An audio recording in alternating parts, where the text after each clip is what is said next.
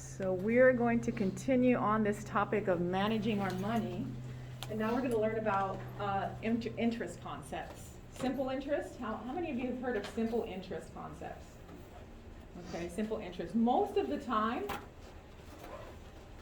people have a concept that everything is a simple interest concept. When in reality, most of the time, it's compound interest. So we're going to learn about the difference between simple interest versus compound interest, and also learn about the power of compounding. So first off, let's talk about the principle, because this is going to be, when we talk about managing money, simple interest, compound interest, we talk about principle. That's the initial balance, so where you're paying interest on, or if you have a principal lump sum amount that you're receiving, that's going to be the amount that you invest. So it's the amount that you're paying interest on, or the amount that you're receiving interest for, the principal amount. Now, simple interest, again, this seems to be the concept that most people are familiar with, and they, in fact, think that this is how their loans are set up.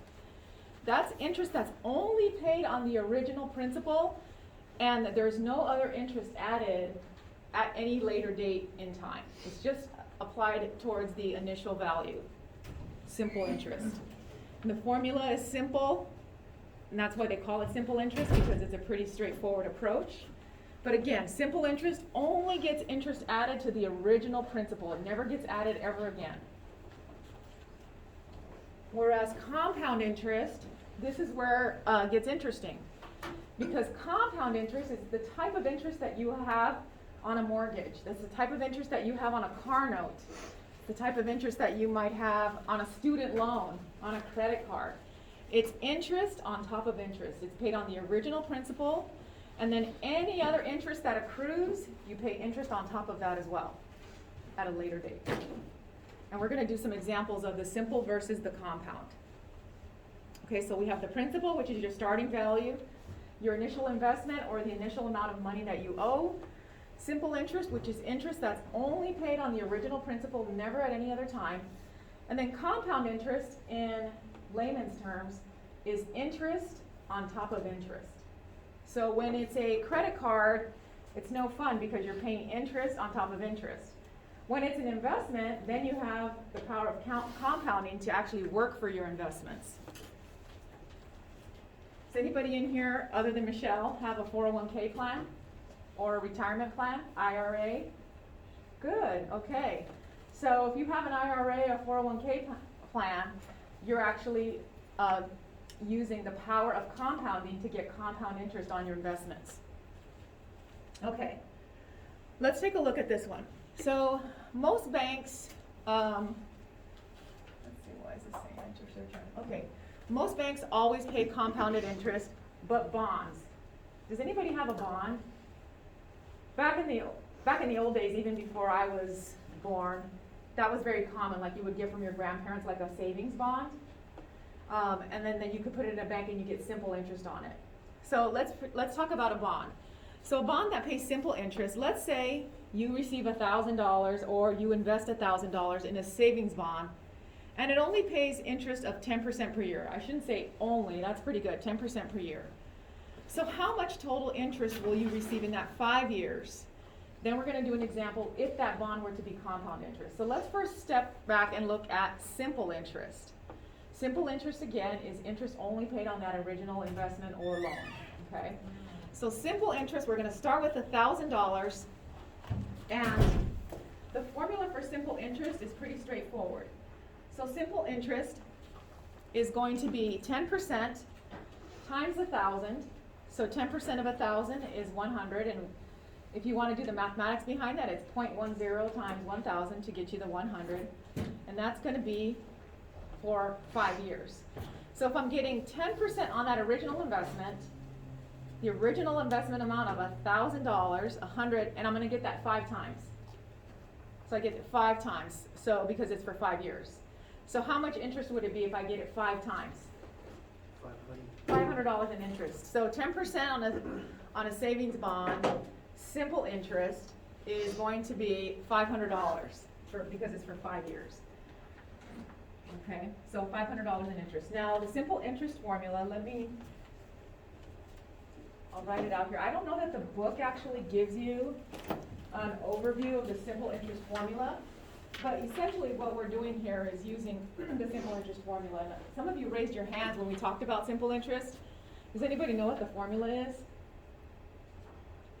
It's happening. It's actually happening in that previous equation that we saw. So let me look over on the dot count for a second, and then we'll write the simple interest formula.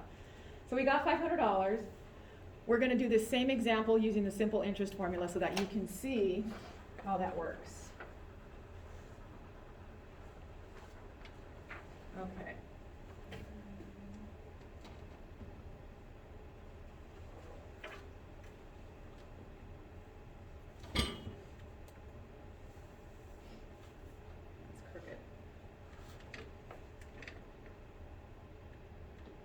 Okay, here we go. Okay, the simple interest formula is interest equals principal, and I'm just going to use abbreviations, times rate, interest rate, times time. So how many years? So if we were to find the interest, I'm just going to abbreviate with letters. P times R times T. That's the simple interest formula. Pretty straightforward. So if we wanted to calculate the interest on that investment that we were just looking at, that came out to be $500. Let's see how it is $500. $1,000 times my interest rate of 10%, written as a decimal, times 5 years. If I write that out, I get 100, because 1,000 times 10% is 100 times 5, and that's $500. And that's simple interest. So you get interest of $500. So your ending balance after the 5 years is going to be $1,500 on a simple interest investment. Okay, any questions on that one? Simple interest. So you'll have some simple interest problems to work through today. Pay attention to whether it says simple interest or if it says compound interest, because it's going to make a big difference in how you calculate it. Okay. The next question was, well, what about if we were to use compound interest? Meaning I'm going to get interest on top of my interest. So it's going to be a little bit more than $500 because, again, you get interest, and then the following year, instead of calculating your balance off of the $1,000, it's going to calculate your new balance, your new principal, based on the amount with interest. So let's walk through how this works side by side. Okay. So this PowerPoint presentation shows an abbreviated version of the compound interest, how we're going to work it out. We'll work through it line by line so that you can see how this works. Second interest payment, you're going to get 110. That's because it's going to be 10% of 1,100. I'll show you how all of this works. Third interest rate, so it's going to keep raising your balance faster. So let's go back. This is, again, an abbreviated version. So let's go back and walk through this on how the difference between the compound and the simple interest works. Okay, so I'm going to need to get on the dot count for this one. Okay. So let's go back to that example. My starting balance is, so let's start with year one. Okay, so I'm going to make a little grid here. Okay, year one, year two, year three, year four, year five. Okay, so my starting balance is $1,000, year one. Okay, so we can call that our principal or something, whatever you want to call it, $1,000. My interest is 10%, right? Okay, so my interest is 10%. What's 10% of 1,000? 100, right? So this is my interest, so I'll get 100. So this, we'll call this the P. We'll call that our principal, our starting balance. Our interest is 10%. Now, what is our ending balance after year one? So I'm gonna take 1,000 plus 100, and that gives me $1,100. So this is my ending balance. Okay, so you all agree to that? Okay, so $1,100. Well, with simple interest, we would just take the $100 and multiply it by 5, and we would get down to the very end, and that's it. We're done. What happens with compound interest is this balance now comes over here. So now we're starting off a new month with $1,100, and we're taking 10% of $1,100. So that's 110.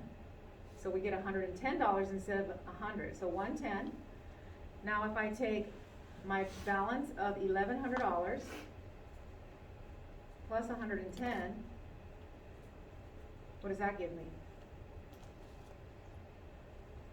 1,100 plus 110? 12, is it 1210? Yeah. Right? So that 1210 that I have now, guess what? That is going to go to my beginning balance on year 3. So I go here, and that goes here. So now I'm not using 1,000, I'm using 1,210.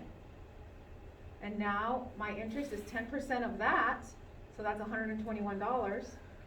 Now I'm going to take $1,210 plus $121, and then that's going to give you your ending balance, and then that balance comes here. You do the same thing, that balance comes here, and then the ending balance after 5 years would be the sum of the amount of money that you have here in this box. So why don't you take a few minutes and try that example, and we're going to see what you have after 5 years. So does that make sense what we did? So take 1210 plus 121, and Michelle, tell me what you get when you get that.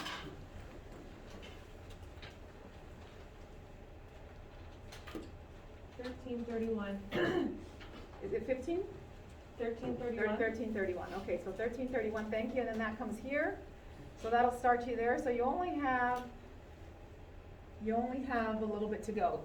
10% of this is $133.10. Go ahead and carry it out to the nearest penny. So that way we can. Now we're going to add 1331 plus 133.10. That gives us that. That balance is going to come here. We're going to add that, and then our final balance will be what you get after you compound it. Does anybody need a piece of paper to do this one? Yes? Okay.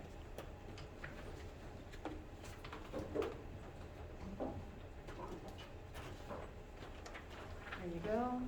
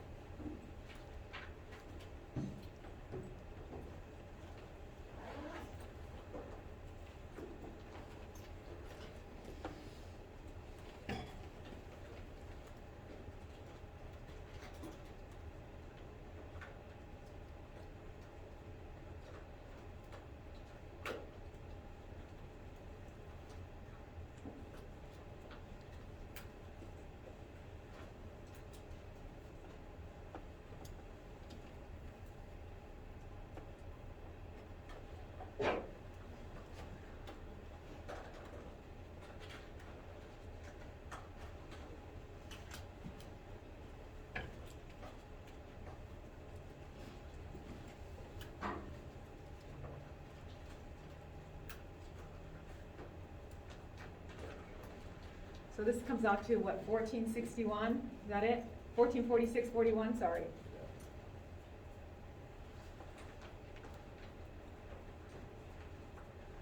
And Cash, do you have an ending balance yet? At 1610.51. Or 161? Yeah. Yeah. So 161, I guess after the end we'll have, yeah, 1610. Okay, so here this is 10% of that was 144.64, something like that? 146.41. 146.41, thank you. And then when I add those two together, 1, 16, 10, 51. Oh.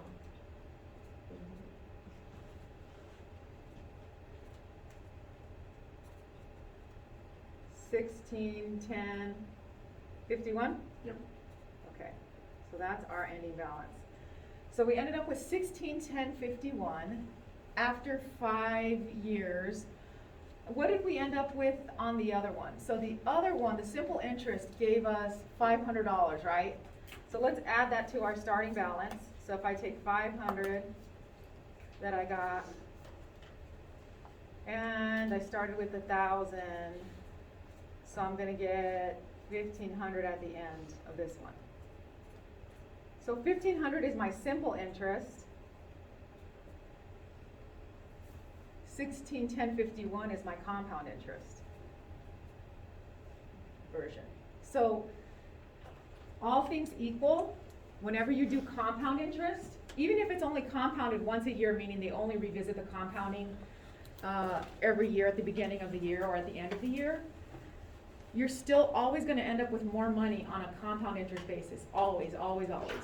So if your compound interest on a loan, it's never a good idea, because you're going to be paying compounding interest over that time period. If it's an investment, it's great.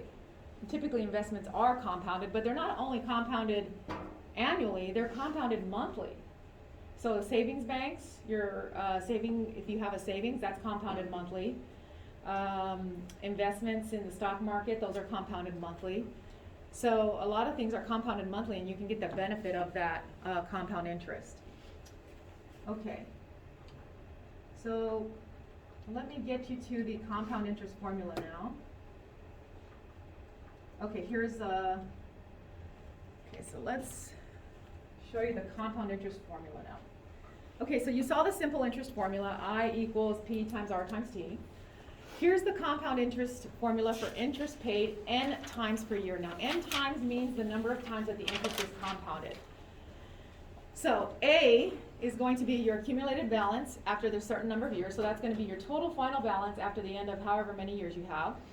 P is your principal, your starting principal. And then you have in parentheses this whole thing, 1 plus the APR. What's your annual percentage rate? So if it's 10%, it's 0.10. If it's 12%, it's 0.12. Divided by that, APR gets divided by the number of compounding periods per year. So if you have compounded once a year, it's just a 1. If it's compounded quarterly, how many times is quarterly? 4. If it's compounded daily on a non-leap year, what would that be? 365. If it's compounded monthly, what would that be? 12. If it's compounded semi-annually, what does that mean? Twice. All right. Okay, so good. So you have the n. So that's what it's talking about when we're saying the number of compounding periods.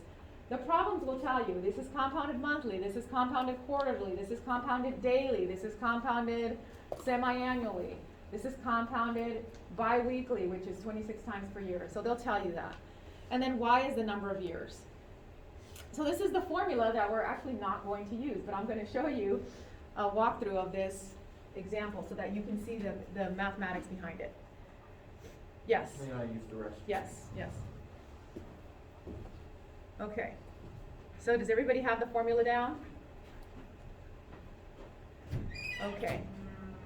So let's say, and I'd apologize for that little box there, I don't know what's going on there. Okay, it says let's say you deposit $5,000 in a bank account that pays an APR of 3% and it compounds interest monthly. So that's going to be 12 times a year.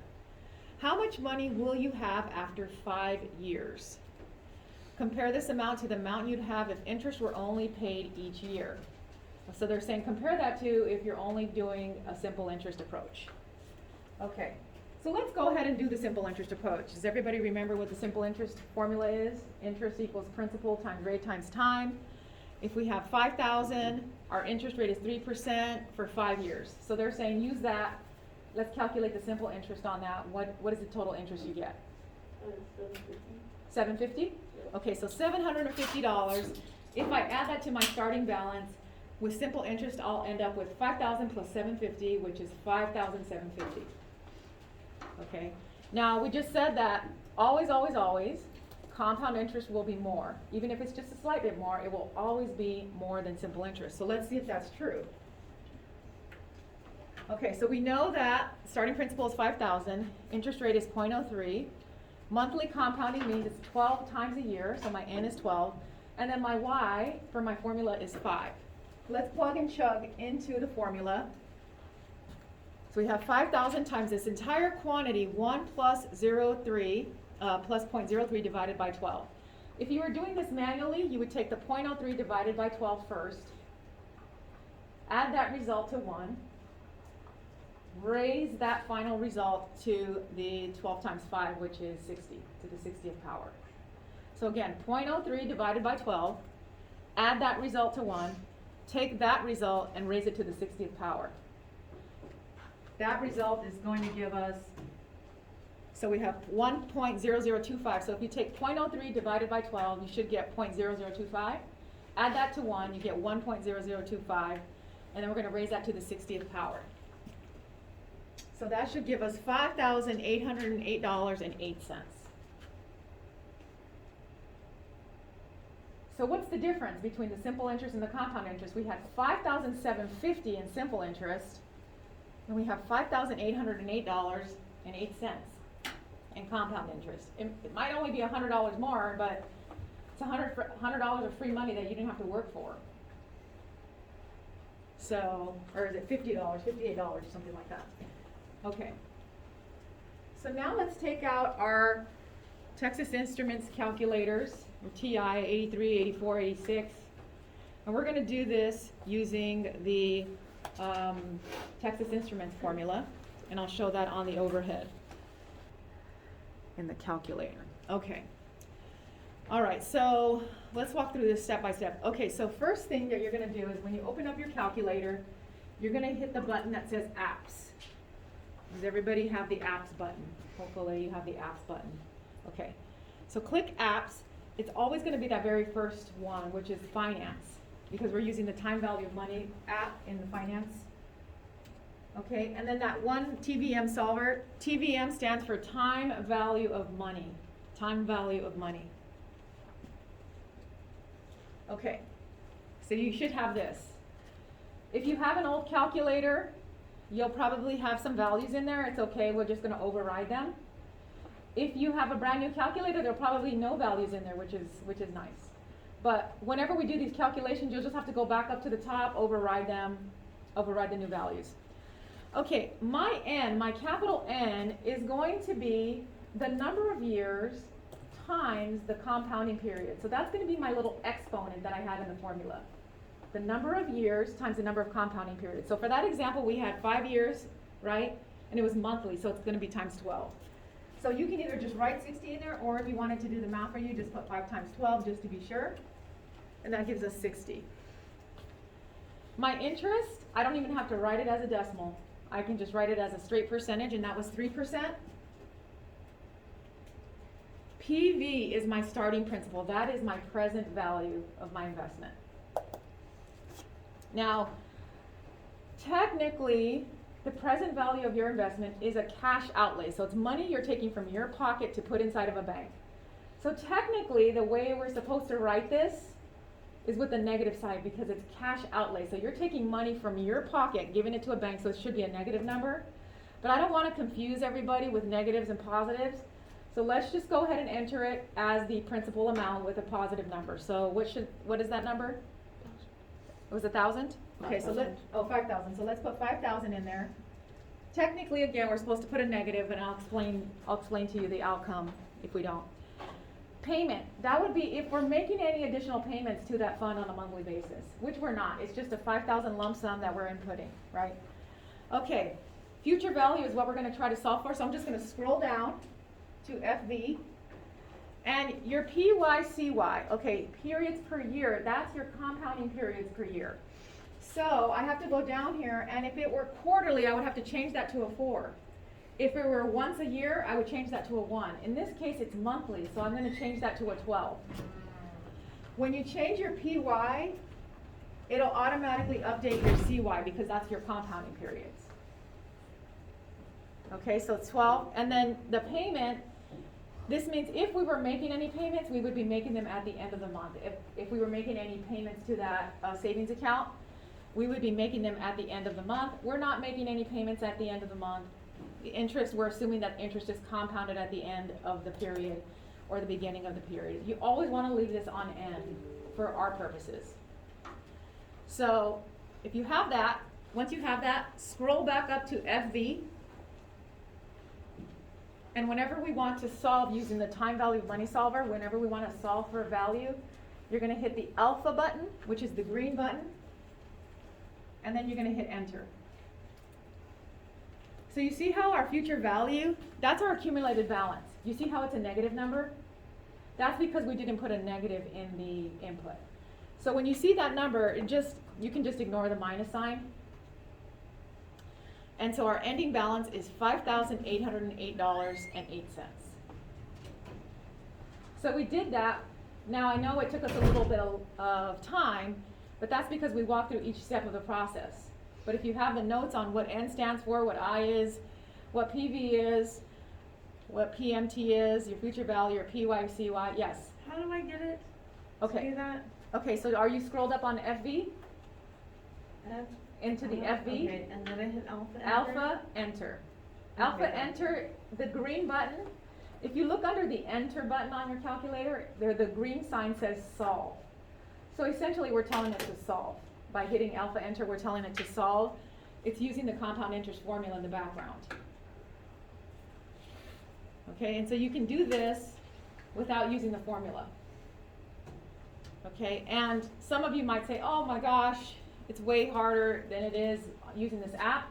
But let me tell you, once we start getting to figuring out what the payment should be, you're going to definitely want to use this instead of having to walk through that entire formula. Remember I showed it to you last week?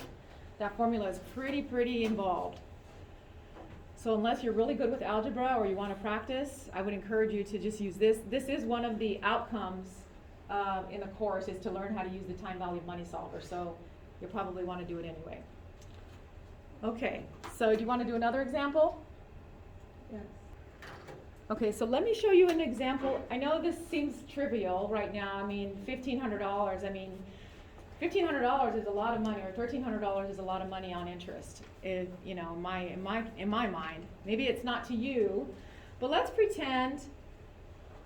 Some of you are so young. I mean, you're in your early 20s, if that. But let's pretend you graduate and you start a job, and your job starts offering you a 401k plan, which is a retirement plan. Okay, and let's just say that you are 20 years old and you want to retire when you're 50, because you're going to start saving a ton of money. So when you want to retire when you're 50, so that's 30 years, right? So let's pretend at 20 you start an investment at a 401k for 30 years, because you want to start retiring when you're 50, and 401ks are compounded monthly, so that's going to be 360 periods that we have to work for us. On average, if you look at the stock market investments since like the early 1900s, on average the rate can be around 8%. So if you do use an 8% average, or even if you want to be conservative and use a 7%, you're probably going to giving yourself a good estimate. So on average, 8%. Sometimes in really good years, like in bull years, I mean, we can get a 12% return. I mean, the last few years have been really great for investments. But let's be conservative. Let's say we'll just leave this at 7%. And you start investing. You don't have anything, so your present value is 0. But you start investing on average. Let's see, what's the max? Does anybody know the maximum 401k limit? I think it's $17,500 that you can contribute to your 401k. So let's pretend that you decided you're just going to invest the max. You're just going to go all out and invest the max. $17,000 per year is going to be 17,000. Let's just pretend it's 17,500. Let's divide that by 12, because the payments are on a monthly basis. So let's say you're putting that amount of money away. That's the max that you can do. If you have no bills, if you did your budget right, you got a good job, That might be doable, right? So let's see what that future value is.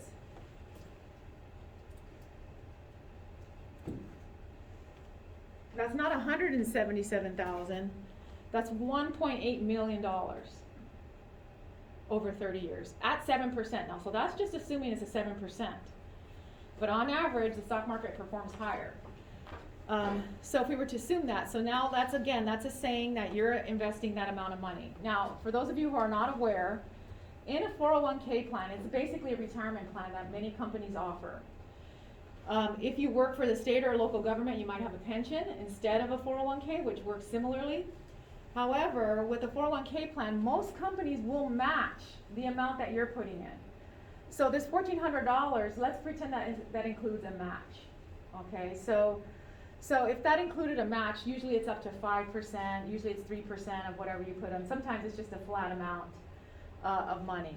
So you don't have to actually contribute this total amount if you wanted $1,400, but they might potentially match, you know, a certain percentage, so it just depends. So you can even make your money work for you even better that way. So that's your contributions. The max is $17,500 that you can contribute according to the IRS. However, your company will certainly match a percentage of that. My company will match like 5% or something like that, up to a certain amount. So if I put that in, plus they're matching, that payment amount is going to be even higher. Okay, so let's just say, I don't want to give my age away, but let's just say I have 20 years till retirement. I'm just putting a fictitious situation in here, and I have an investment. So 20 years, compounded monthly. I'm going to go a little bit higher because I have confidence that it's a little bit higher than that, than the 7%, 8%. Let's pretend hypothetically, okay, this is all hypothetical, that I have over the last years, let's say I have $100,000 or something like that. And I like to keep let's just say that the monthly payment is the same thing. I'm investing the $17,500, so I'll just show you that again, divided by 12. And let's figure out the future value of that. So if I already had $100,000 to start, and I'm contributing that amount,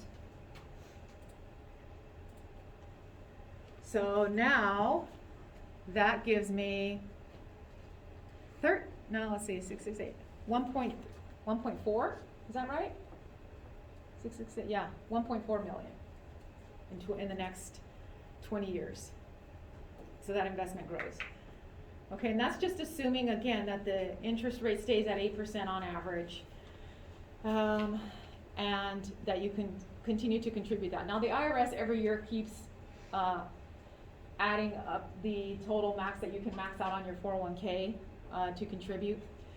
So that number will increase as well. Inflation goes up, so those numbers will increase as well. But you see how just with the power of compounding, you can actually make your... So we have this 1.4 million. Now let's pretend this was just simple interest. If this were simple interest, I have $100,000 at 8% interest for 20 years.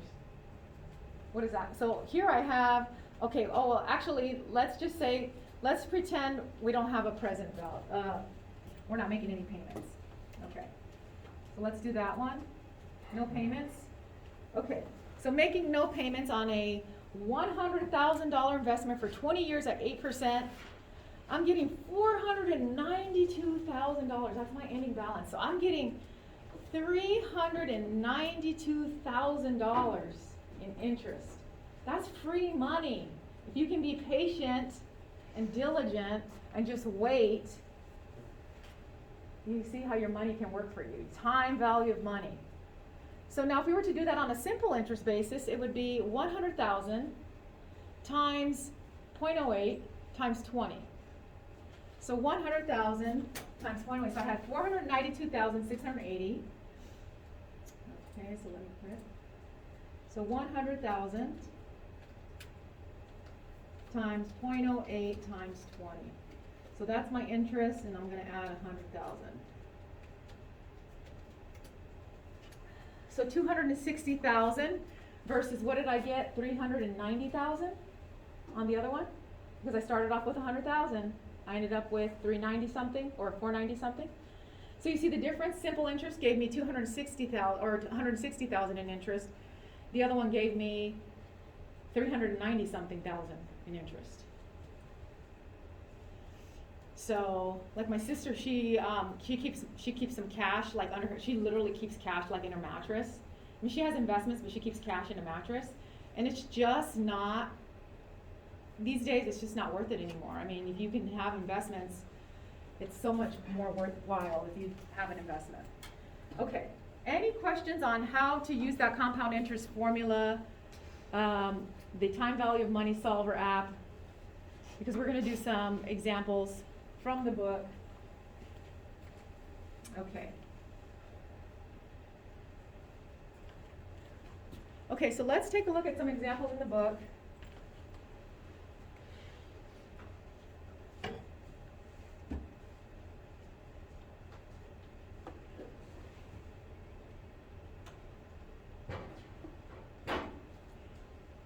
Okay, so 51 through 54, these are simple interest. These should just be really straightforward.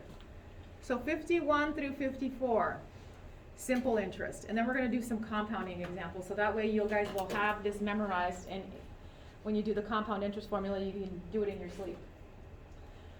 Okay, so 51 through 54, 700, they're asking you, calculate the money that you will have in the accounts after 5 years. So they're not asking you for the interest amount, they're asking you for the total amount. So you have to first calculate the interest, and then what do I have to do to find out what the ending balance is on a simple interest? Add it to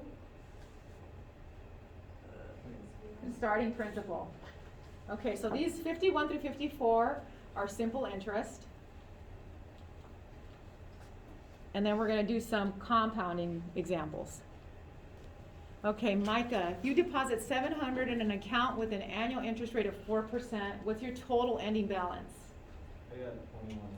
Okay, you got 2,100. So how did you get 2,100? I did the 700 times the 4% Times years. 5. Times 5, okay, and then you added that to the starting balance? Yes. Okay, so what was that amount again? 2,100. 2,100. Did everybody get 2,100 for that? No? Okay, so let's check. Let's take a look. If we take, this example is 700 times 4% for 5 years. All right.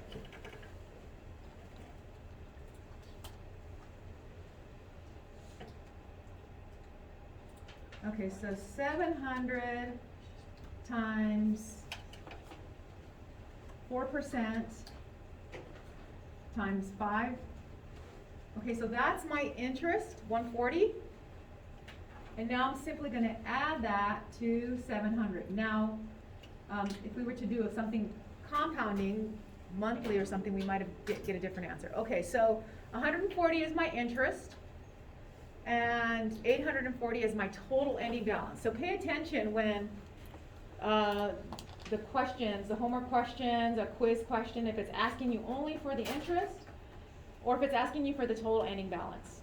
In this case, they're asking us for the total ending balance, not just the interest. Okay, so 840. All right. Shaili, are you here? Yes, okay. How about number 52? 1,200 with an annual interest rate of 3%. Simple interest. 1,200 annual interest rate of 3% for 5 years. Okay.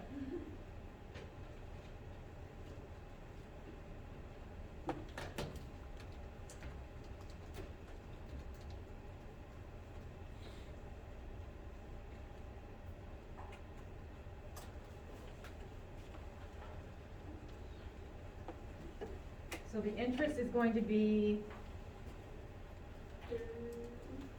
let's take it, 1,200, right, times 3%, times 5, 180. Okay, so 180 in interest, but they want the total ending balance. So I add that to 1,200. So I have 1380 in my total ending balance. Yeah, I got that. Okay. 1380. Okay, 53. 3,200 in an account with an annual interest rate of 3.5%. Erica, I got 1,940. 1,000, what is it? 1,940. Okay, so 1,940, so 3,200 in an account. Now keep in mind, they're asking us for the final ending balance. The final ending balance. So we take 3,200 times, now keep in mind that it's not 3.5. How do we write 3.5 as a decimal? 0.035, yes. Okay, so let's make sure we do that.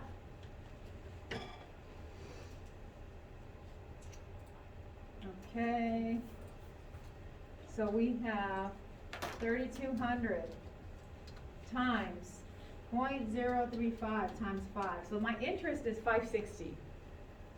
So 560 plus my starting balance of 3,200. And I have 3,760 at the end. And the last simple interest one, $1,800 with annual interest rate of 3.8%. Felicia. Felicia here? No? Allie. Yeah. Okay, Allie. Number 54, you deposit $1,800 in an account with an annual interest rate of 3.8%. What is my total ending balance? Total ending balance would be 2,142. Okay, let's take a look at that. Thank you. So 1,800 times 3.8%. So again, we have to change that. Whoops, sorry. Change that to 0.038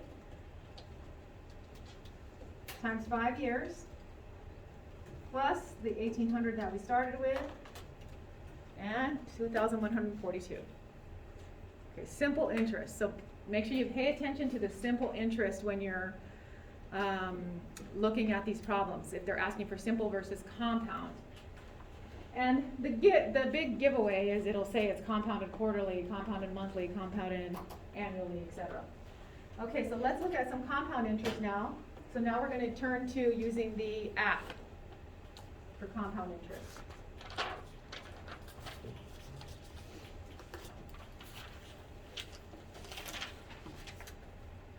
Okay, we have 63 through 70.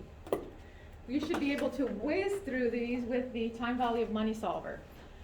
Number 63 says 10,000 for 10 years at an APR of 2% quarterly compounding. Number 64 is daily compounding. 65 is daily compounding. 66 is monthly compounding. Monthly, 68 is daily, 69 is quarterly, and 70 is monthly. So you don't have, all you need is the 365, one is 12, the other is quarterly, is 4. So they're not too difficult with the compounding piece. Can you all see, or do I need to make it a little bit bigger? Make it a little bigger? Okay.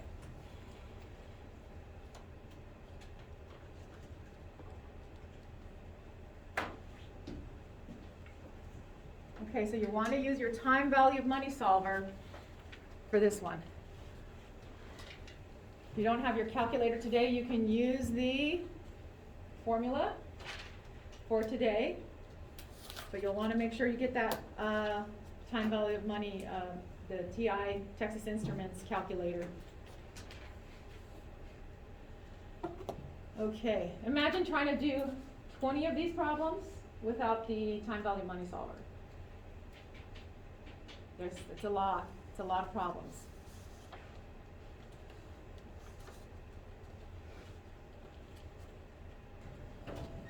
Okay, so they're 63 through 70.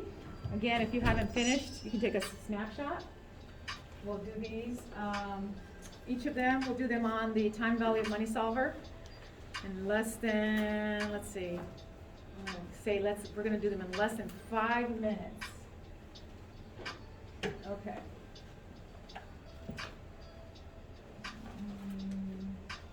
Just this real quick.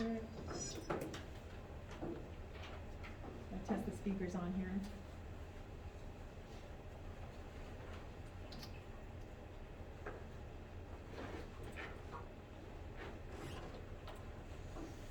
Can't hear it. I'll have to figure that out later, Hunter. Oh, Should be able to hear it. or the ceiling speaker? Yeah, I have it fixed. It's okay. Okay, so let's take a look at 63 through 70. All right. Okay, so apps, finance, time value of money solver. Does anybody want to say what they got for number 63?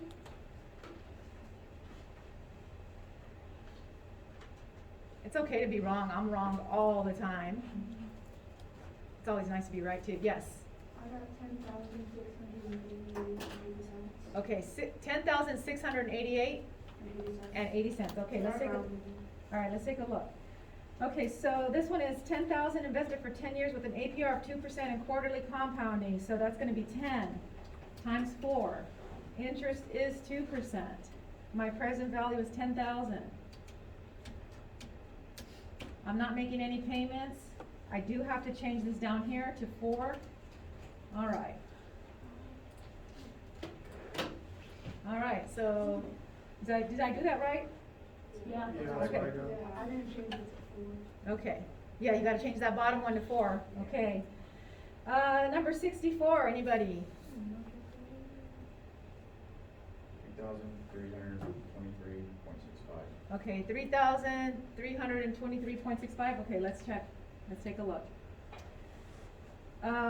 Invested for 5 years with daily, so this is gonna be 5 times 365. Interest rate is 3%. My present value is 2,000. And I gotta change something here too, right? Because this is daily compounding, so this has to be changed to 365 as well.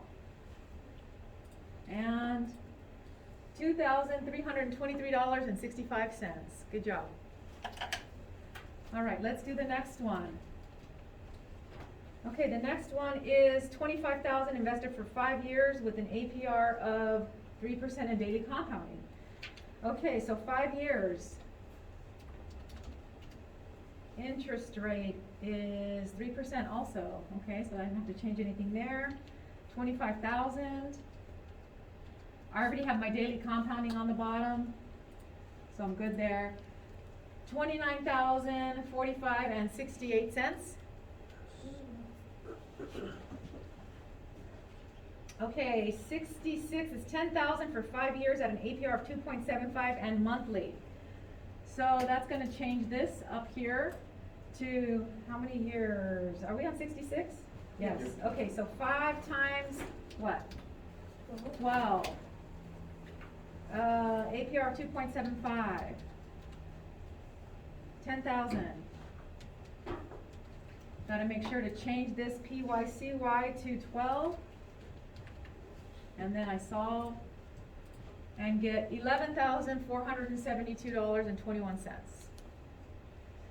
Okay, the next one is 2,000 for 15 years at an APR of 5% and monthly. Okay, so I already have monthly here. I already have 50, so I have to do 15 times 12. I'm going to do an APR of 5%, and it's $2,000.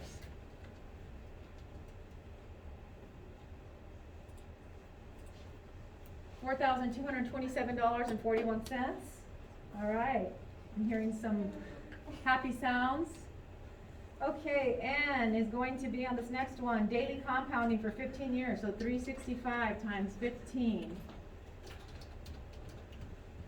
My interest rate is 4.5.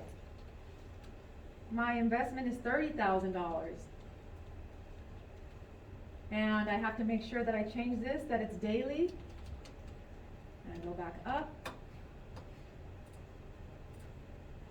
$58,918.54. All right, doesn't it feel like a sense of accomplishment when you get these? Okay, the next one, number 69, 25,000 invested for 30 years with an APR of 3.7 and quarterly. So while I'm here, let me just change that to 4. go back up. This is quarterly compounding for 30 years.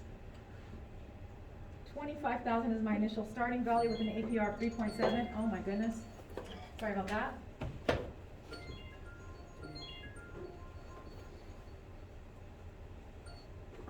Okay, so 3.7%. My starting value is 25,000. And my ending value, $75,472.89. And finally, last but not least, number 70. 15,000 for 15 years at an APR of 4.2% and monthly. So this is 12 times 15. Interest rate is 4.2. Present value is 15,000. No payments. Got to make sure to change the PY to 12. And then I just go back up and $28,133.20. Doesn't it make you just want to go make a lump sum payment into a bank right now and invest your money? Okay. Okay, so I haven't assigned chapter 4B homework yet. I'll do that later today. On Wednesday, we'll continue the topic and 4B and talk about continuous compounding. So if you see some homework that talks about continuous compounding, you can wait until after Wednesday to work on that. Okay? All right, have a good day. We'll see you next, or see you on Wednesday.